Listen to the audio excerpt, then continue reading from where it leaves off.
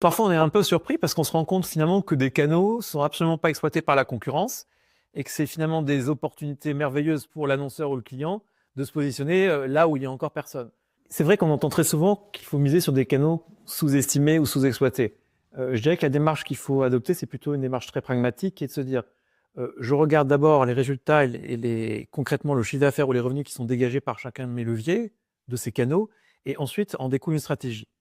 N'en demeure pas moins que il faut aussi savoir innover. Et c'est là où effectivement il faut savoir lier le meilleur des deux mondes. C'est-à-dire d'un côté, savoir prendre des risques avec un investissement minimum sur, par exemple, des nouveaux canaux, et en même temps, savoir prendre aussi le temps de l'analyse en regardant plusieurs mois après, avec plusieurs dizaines de milliers d'euros d'investissement par exemple, les résultats concrets que cette campagne a pu donner. Donc finalement, c'est un entre-deux un curseur à placer au bon endroit entre effectivement avoir une démarche très pragmatique basée uniquement sur les résultats et de l'autre, savoir prendre un peu de risque aussi en testant systématiquement tous les nouveaux leviers dès qu'ils apparaissent, si possible.